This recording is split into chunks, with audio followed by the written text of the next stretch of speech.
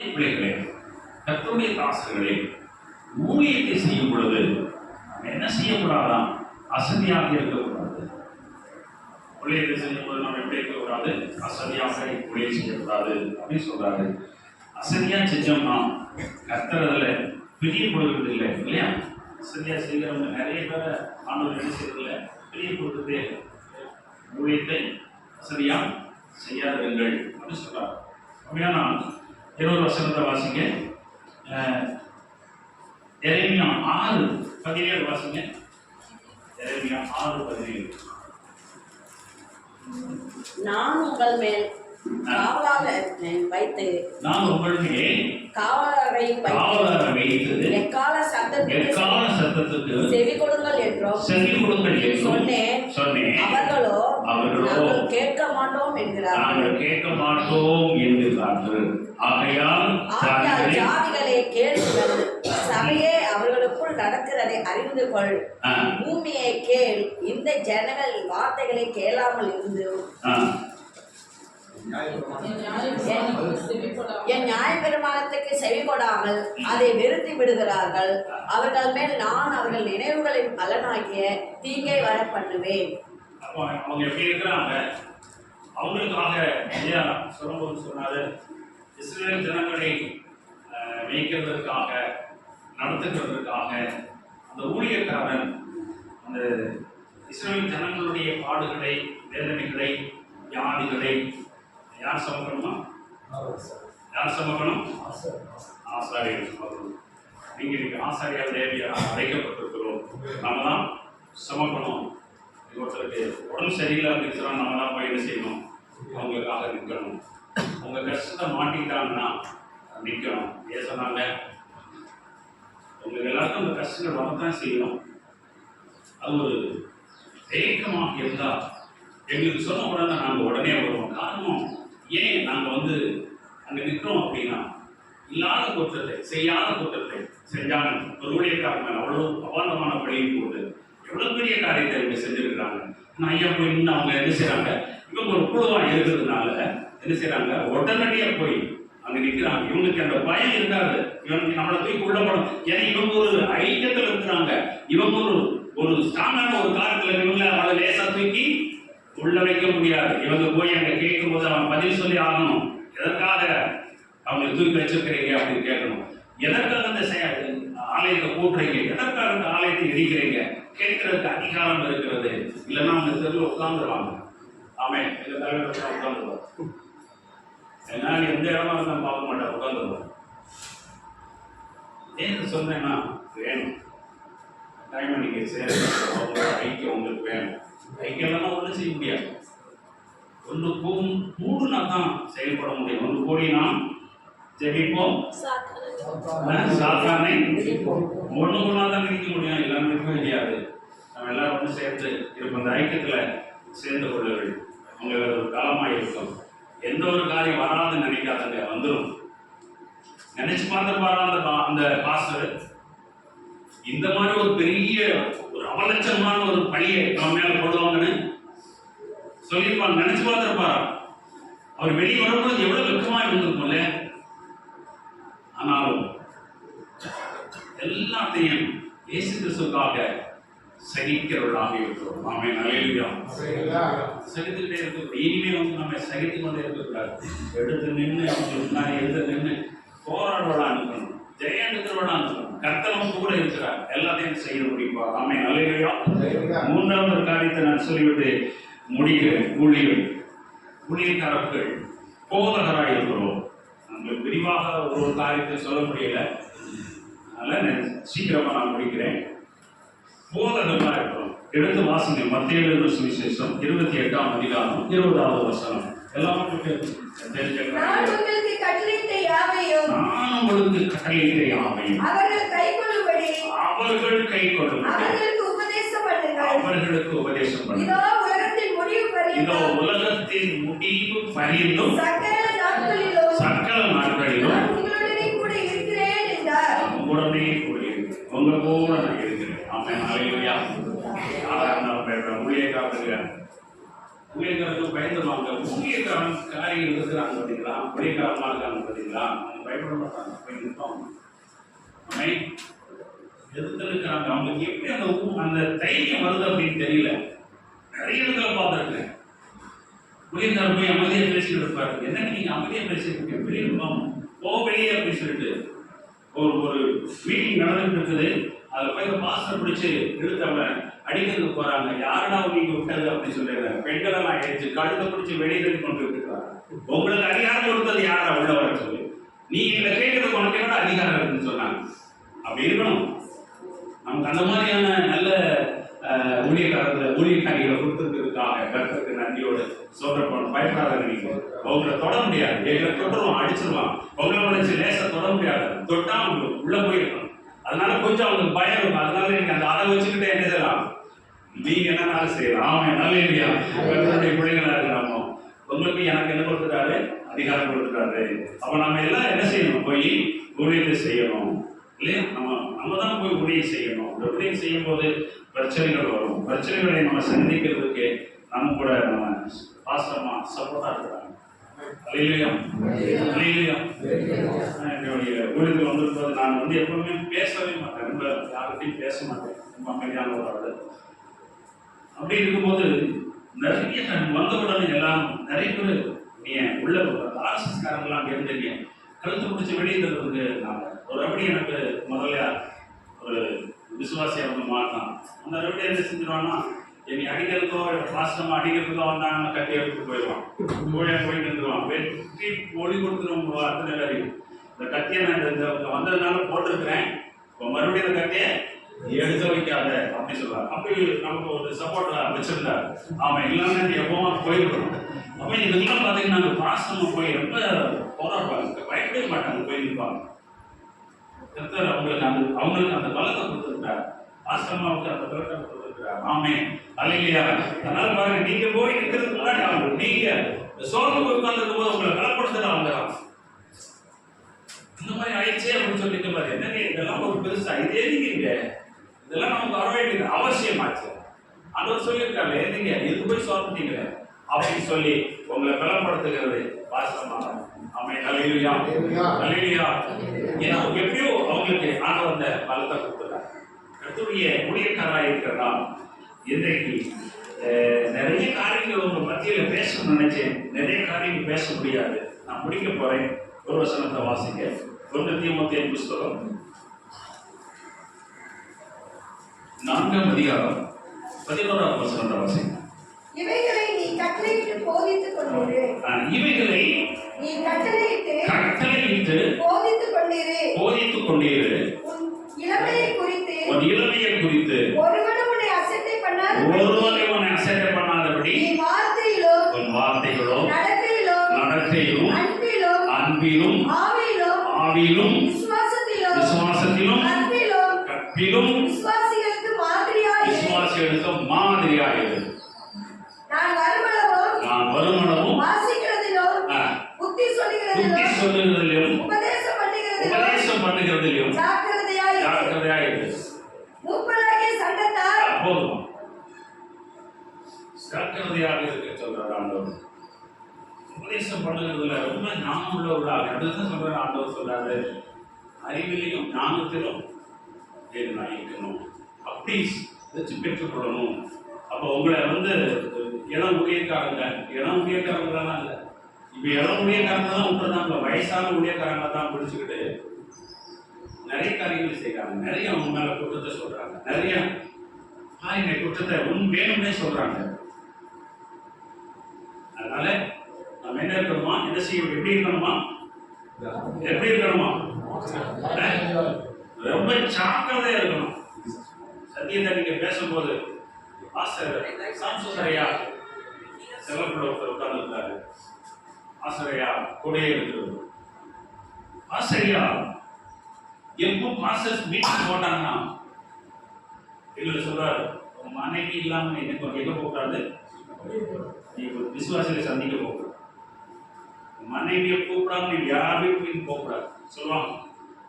இதெல்லாம் சொல்லிட்டு 2 மாசத்துக்கு ஒருக்கா இல்லை 3 மாசத்துக்கு ஒருக்கா பாஸ் அம்மாவுக்கு மீட்டிங் வைப்பாரு. ஆசிரமம் வீங்கி இருக்கும்போது ஆசிரமங்களெல்லாம் கூப்பிட்டு வச்சு பேசுவாரு. அவங்க பேச்ச நீங்க கேட்டிருக்கீங்கன்னு தெரியாது. ரொம்ப சாதா அழகா சிரிக்காம விட்டடிப்பார். சத்தியத்தில் தான் கொடுப்பாரு. அப்படி சிரிக்க வேண்டியது வரும். அவ்வளவு ஒரு பரிசுத்தவான். அந்த மாதிரி பார்க்கவே முடியாது. நான் பார்த்ததில்ல, அந்த மாதிரி ஊழியர்களையா நான் பார்த்ததே கிடையாது. அவரு சொல்வாரு, மனைவியோட கூட்டிட்டு போய் ஊழியம் செய்யறீங்க. அந்த ஊழியம் செஞ்சுட்டு இருக்கும் போது ஒரு வீட்டுல ஒரு அம்மா கிட்ட அவன் பேசுறானே, சிரிச்சு சிரிச்சு பேசுறான் இல்லையா, அப்போ உனக்கு என்ன தெரியும்? உனக்கு தெரியலையா? அவனை அப்பவுமே இடைசி தொடையில ஒரு ஒரு கிள்ளு, அதோட அவன் நினைச்சப்ப கூட அடுத்த நிமிஷம் அவன் செவிக்கிறதுக்கு எண்ணிக்கணும். செவிக்கிறதுக்கு செவிச்சுட்டு அவன் வெளியே வரணும். அப்பனா தான் இல்ல நீ வேற மாதிரி ஆயிடும் அப்படின்னு சொல்வாரு. இதையே அவர் சொல்றாருன்னா, கர்த்தருடைய பிள்ளைகளா ஊழியக்காரங்களா இருக்கிறவங்க அவங்க பேசுறாங்க, நம்ம பேசிக்கிட்டே இருக்கிறோம். பேச பேச என்ன ஆயிடும்? வேறு வார்த்தை மூலமாய் பாவம் வந்துடும், பாவத்துக்குள்ள போயிடுவோம். அதுதான் சொல்லுவாங்க சமஸ்கிரையா, சாக்கிறதே இருமா, நீ தான் சாக்கிறதே இருக்கணும். உன் புருஷனை கூட போ, அவன் நீ தனியா அனுப்பாரு. இன்னைக்கு வரையிலே நீ தனியா அனுப்ப மாட்டாங்க. வரமாட்டாங்க, உடம்பு சரியில்லாம நானாலும் விசுவாசியை போய் சந்திச்சுட்டு வரேன், போகக்கூடாது. அதுக்கு மேல நான் போய் ஏதாவது போறேன்னு சொன்னா சாம்சுதே என்ன சொல்லியிருக்காங்க அவங்களுக்கா அப்படி சொல்லுவாங்க. உண்மையிலேயே போகவே மாட்டேன். ஏன்னு சொல்றேன், கர்த்தருடைய ஞானமா புத்தியா நம்ம நடந்து கொள்ள வேண்டும்ங்கிறது கர்த்தருடைய ஆலோசனையா இருக்குது. அப்படியே நல்ல கர்த்தருடைய ஊழியக்காரர் மறுபடியும் அந்த வசனத்தை வாசிக்குவான். இவைகளை நீ கட்டளையிட்டு இவைகள் எதுவரையில் கொஞ்சம் மேல உள்ள வசனத்தை வாசிக்குமா? இது நிமித்தம் பிரயாசப்படுகிறோம், நிந்தையும் அடைகிறோம். ஏனெனில் எல்லா மனுஷருக்கும் விசேஷமாக விசுவாசிகளுக்கும் பாருங்க, எல்லா மனுஷருக்கும் சொல்லிட்டு விசேஷமாக சொல்றாரு. விசுவாசிகளுக்கு ரொம்ப ஜாக்கிரதையா இருக்கணும். ரொம்ப ரொம்ப ஜாக்கிரதை. விசேஷமா விசுவாசிகளுக்கும் ரட்சகராகிய ஜீவனுள்ள தேவன் மேல் நம்பிக்கை வைத்திருக்கிறோம். இவைகளை நீ கட்டளையிட்டு போதிக்கும் போது உன் இளமையை குறித்து பாருங்க. உன் இளமை, இளமைனா வயசு அல்ல, வயசா நினைக்காதுங்க. உங்க மனசுல எப்பொழுதுமே இளமைகள் ஊஞ்சலாடி கொண்டுதான் இருக்கும். வயசானாலும் சரி, சின்னவங்களா இருந்தாலும், சின்னவங்களுக்கு இல்லாததுதான் வயதானவங்களுக்கு. நான் வயதாகி வந்திருக்கிறேன் பார்த்துக்கலாம். எனக்கு எப்பவுமே 67 வயசாயிருச்சு. எவ்வளோ ஆயிடுன்னு தெரியல, 68 ரொம்ப. அதனால கர்த்தருடைய பிள்ளைகளா இருக்கிற நமக்கு எல்லாம் நம்மகிட்ட அந்த எண்ணங்கள் வராது, பாவம் செய்யக்கூடியதெல்லாம் வராது. நம்ம ஒரு சில காரியங்களை பேசுகிற விதத்துல வேறு மாதிரி நம்மளை நினைச்சுக்கிறாங்க. நமக்குள்ள எல்லா பலமும் இருக்கு, எல்லாமே இருக்குது இல்லையா? அப்ப நம்ம பேசுகிறதுல ரொம்ப ஞானமாய் நடந்துக்கிறோம். அம்மே நல்ல இல்லையா? வாசல் தனி போகிற அப்படின்னு சொல்லுங்கம்மா, போமாட்டோம்ல விட்டுறாரு. அவன் நல்ல இல்லையா? வந்திருக்கிற தாய்மார்களுக்கு சொல்றேன், தனியா என்னைக்குமே நீங்க அனுப்பாருங்க. இது சாம்சங் தனியா எங்களுக்கு வீட்டை கட்டளை. அவன் நல்ல. அதனால இந்த காரியங்கள்ல நம்ம ஞானமாய் நடந்து கொள்ள வேண்டியது அவசியமா இருக்கிறது. அதனால அவர் அப்படி சொல்லியிருக்கிறார். தீமோத்தேயுக்கு அப்படி எழுதப்படுது. தீமோத்தேயு குறித்து அவருக்கு தெரியும். சின்னவரா 20 பழுதாரார். அவங்க பாட்டி, அம்மா, அவங்க எல்லாருமே ஊழியக்காரங்களா இருக்கிறாங்க. ஊழியத்தில் அவர் வளர்ந்து வந்தவர், எல்லாமே தெரியும். ஆனாலும் அவர் என்ன செய்கிறார்? அவருக்கு அநேக ஆலோசனையை கொடுத்து அனுப்புகிறார். கர்த்தருடைய பிள்ளைகளா ஊழியர்களா இருக்கிறோம். நமக்கும் நிறைய ஆலோசனைகள் தேவை. தான் அப்படின்னு சொல்லிட்டு இந்த ஊழியம் செய்யறதுக்கு உங்களுக்கு மேல கட்டாயம் ஒரு அதிகாரம் இருக்கணும். அதிகாரத்தை வச்சுக்கோங்க. நாமே நல்லையா உங்களுக்கு ஆலோசனை கொடுக்கறதுக்கு ஒரு அதிகாரம் கட்டாயம் இருக்கணும். ஆமே நல்லையா அப்படி வச்சுக்கிட்டீங்கன்னா உங்க ஊழியம் சிறப்பாக இருக்கும். எப்பொழுதும் இந்த மாதிரி ஒரு கூடியக்குள்ள யாருமே இல்லைன்னு வச்சுக்கோங்களேன். உங்க தனிமையா நீங்க ஊழியம் செய்றீங்க. ஐயா சொன்னாங்க, தனியா இருக்கிறவங்களுக்கு நான் பிரச்சனை அப்படின்னு சொன்னாங்க. அதனால தனிமையா இருக்கிறவங்க இந்த மாதிரி ஒரு ஐக்கியத்துல நீங்க இவங்க உங்க தலைமையா இந்த நிறைய உங்களை தலைமையை ஏற்றுக்கொள்ளும். இல்லையா உங்களுக்கு பிடிச்ச ஒரு தலைமையை நீங்க வச்சுக்கோங்க. தலைமை இல்லாம ஊழிய செய்யவே செய்யாதுங்க. அல்லேலூயா, அல்லேலூயா. தலைமை இல்லாம செய்கிற ஊழியம் சிறக்காது, நிறைய குற்றங்களை தான் பெறும். ஆமென், அல்லேலூயா. அதனால கர்த்தருடைய ஊழியர்களாக இருக்கிறவங்க எல்லாரும் அப்படி ஒரு தலைமை வச்சுக்கோங்க. நல்ல ஒரு வருஷம் போன வருஷமானு தெரியல, ஊழியக்காரர் வந்து இங்க பிரசங்கம் பண்ணார். எனக்கு ரொம்ப ரொம்ப பிடிச்சிருந்துச்சு. ஊழியக்காரர் சொன்னாரு, ஊழியம் கூடுகை, ஊழியம் நடத்துகிறது. நீங்க உங்களுக்கு கிளை சபைகள் உருவாகிறது, அதெல்லாம் எப்படி இருக்கணும் அப்படிங்கிறத நீ எனக்கு வந்து கத்துக்கோ. நீ நடத்துகிறது சரியில்லை, சில காரியங்கள் எல்லாம் சரியில்லை. கர்த்தருடைய பிள்ளைகளே, உங்களுக்கு என்ன வேலை கொடுத்தாலும் அந்த வேலையை செய்யும். செவிக்க சொன்னாங்க செவிக்கணும், பாடிக்கிட்டு கூடாது. செவிக்கிறேன்னு சொன்ன நேரத்தில் பாடிக்கிட்டு கூடாது. பாட சொன்ன நேரத்தில் நீங்க செவிச்சுக்கிட்டு கூடாது. கொடுக்கப்பட்ட நேரம், நமக்கு இருக்கிற நேரம் எவ்வளவு, அது அந்த நேரத்தை சீக்கிரமா நம்ம என்ன செய்யணும், என்ன சீக்கிரமா எப்பொழுதும் அதை பயன்படுத்தணும். அதனால சுருக்கணும். செவிக்கிறதும் கூட ரொம்ப ஜபம் கம்மியா செவிக்கணும். நிறைய காரியங்கள் பேச நினைச்சேன், பேச முடியல. கர்த்தருடைய ஊழியக்காரராக இருக்கிறவங்களுக்கு ஆண்டவர் சொல்கிறது, ஆட்டு மந்தை மேல ரொம்ப கவனம் நீங்க வைக்க வேண்டியது அவசியம். உங்க மந்தை மேல உங்களுக்கு கவனம் இருக்கணும். நீதிபதி சொல்கிறது. ஆமென், அல்லேலூயா, அல்லேலூயா. இது கர்த்தருடைய பிள்ளைகளாக இருக்கிற உங்க ஊழியத்திலே ரொம்ப ரொம்ப ஞானமான காரியங்களை நாம் செய்து நடத்த வேண்டும். ஆமென், அல்லேலூயா. ஆடு மந்தை மேய்ப்பனை, மந்தை மேய்ப்பனுடைய சத்தத்தை அது கேட்கணும், கேட்காம இருக்கக்கூடாது. ஆமென், அல்லேலூயா. கேட்க வைக்கணும். அது உங்கள்கிட்ட தான் இருக்குது. ஞானமாய் சில காரியங்களை கீழே இருக்கிற அதை போதிக்க நேரம் இருக்கு. ஆமென், அல்லேலூயா. அப்படி நடந்து கொள்ளும்படியாக இருக்குது. இரண்டாவது காரியத்தை நான் சொன்னேன், ஊழியக்காரர்கள் ஆவியிலே நடந்து, எப்பொழுதும் ஆவியிலே நடத்தப்பட்டால், எப்பொழுதும் இந்த ஆவியானவர்களை நடத்தணும். ஆவிக்குள்ள நீங்க இருக்கணும். ஆவிக்குள்ள எப்பொழுதுமே ஆவிக்குள்ள நீங்க ஜெபிக்கிறவர்களாக இருக்கணும். சும்மா ஜெபிக்க கூடாது, ஆவியை ஜெபிக்கிறவர்களாக நீங்க இருக்கணும். ஆமென், அல்லேலூயா, அல்லேலூயா. நான் மூன்றாவது காரியம், போதகர்கள். நீங்க போதனை செய்கிறவர்கள், நானும் போதனை செய்கிறவர்கள். எப்படி போதனை செய்யணும், ஒவ்வொரு நாட்களை கற்றுக்கொண்டு இருக்கணும். இந்த கூடுதலை எதற்கு தெரியுமா, நம்ம நிறைய காரியங்களை கற்றுக் கொடுக்கிறதுக்கு. ஆமென், அல்லேலூயா. உங்களுக்கு மேல ஒரு ஊழியக்காரர் இருக்கணும், அவருடைய ஆலோசனை நடக்கணும் அப்படின்னு சொல்லி ஏன் சொல்லப்படுறதுன்னா, இந்த ஊழியக்காரர் உங்களை சரியாக நடத்துவார்கள். ஏதாவது ஒரு காரியம் உங்கள்கிட்ட தெரிஞ்சுன்னா அதை அவங்க சொல்லுவாங்க. இல்லைன்னா இந்த மாதிரி இந்த கூடுகை வரும்பொழுது, அந்த கூடிகை வரும்பொழுது அந்த கூடிகளே அப்படியான என்னென்ன காரியங்கள்லாம் இருக்கிறோ கர்த்தரோடு பேசின அதெல்லாம் சொல்லி அவங்களை சரிபடுத்துவாரு. கட்டாயமா உங்களுக்கு ஒரு மேய்ப்பன் இருக்க வேண்டும். நீங்க மேய்ப்பனா இருந்தாலும் உங்களுக்கு ஒரு தலைமை மேய்ப்பன் இருக்க வேண்டும். யாருக்குனாலும் நீங்க ஒரு ஆவிக்குரிய தகப்பனை நீங்க தேர்ந்தெடுத்து கொண்டு அங்க போங்க. எங்க உங்களுக்கு போக இஷ்டம் இல்லை அப்படின்னா இங்க வந்திருக்கிறீங்க, இங்க ஒரு தகப்பனா ஏற்றுக்கொண்ட ஊழியத்துல நீங்க ஜாயின் பண்ணி இவர்களுடைய ஆலோசனைகளை நீங்க செய்யுங்க. கர்த்தருடைய பெரிய காரியங்களை செய்வார். 3 வருஷங்கள் கடந்து போக செய்த நல்ல தெய்வத்துக்கு, ஆபிரகாமை போல ஆசீர்வதித்து அவரை பெருக செய்ய போகிற நல்ல தெய்வத்துக்கு நாம் எல்லாரும் சேர்ந்து ஜெபிப்போம். ஆமென், அல்லேலூயா, அல்லேலூயா, அல்லேலூயா, அல்லேலூயா, அல்லேலூயா, அல்லேலூயா, அல்லேலூயா, அல்லேலூயா. ஓ சமதரவலதுரிவலா, ஓ இரந்தரவலதுரிவலா. எல்லா ஆவிகளும் வாசிக்கிறார். நாம சரிலாம் தீர்க்கதரிசனம் சொல்லுகிறார். ஆவி பெற்றவர்கள் தானே நம்ம எல்லாம் ஆவியானவர்கள்.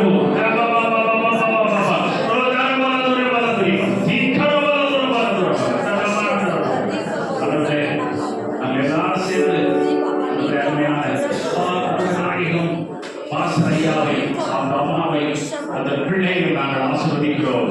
இன்னும் சிறப்பாக இந்த இடத்துல செய்ய அதனுடைய கிழக்கிலும் மேற்கிலும் வடக்கிலும் தெற்கிலும் இடம் கொண்டு பெருவாய் என்ற சொல்ல வார்த்தை பெருகத்தக்க கர்த்தர் வழிகளை திறக்கும்படி சொல்லுங்கள். அதற்குள்ளான வழிகள் திறக்கப்படும்படி சொல்லுங்கள். அதுவரை எதிர்பார்க்காதது இந்த இடத்துல ஒரு ஆராதனை ஸ்தலமாக ஆராதனைக்கு இடம் கொடுத்தா போதும். இல்லை உனக்கு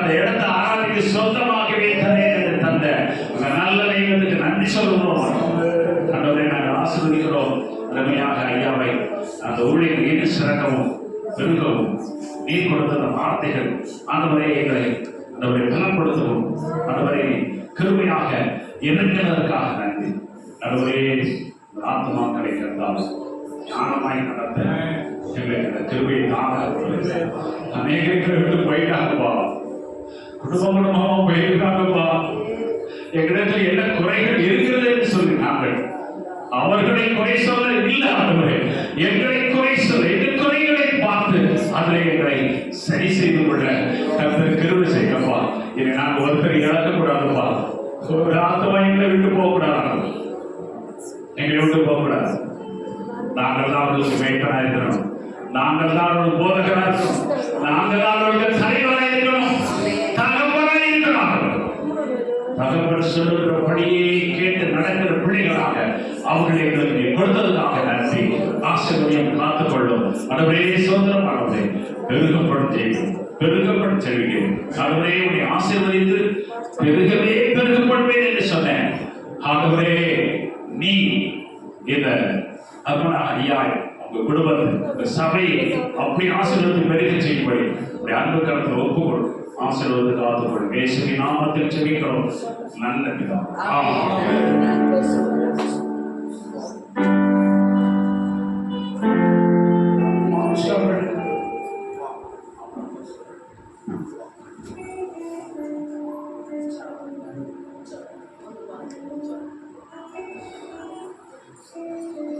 ஆசிரியர் கௌரவிக்கும் விதமாக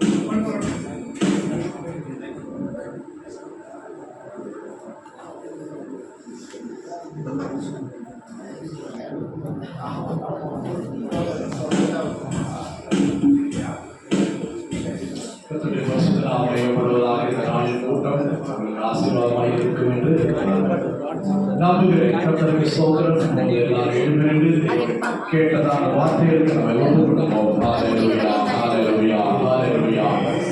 கர்த்தர் நம்மை அழைத்த தேவன் உண்மையுள்ளவராக இருக்கிறார், நம்மை பெருகச் செய்கிறவராக இருக்கிறார், கனம் பண்ணுகிறவராக இருக்கிறார். ஹல்லேலூயா, ஸ்தோத்திரம், ஸ்தோத்திரம், ஸ்தோத்திரம்.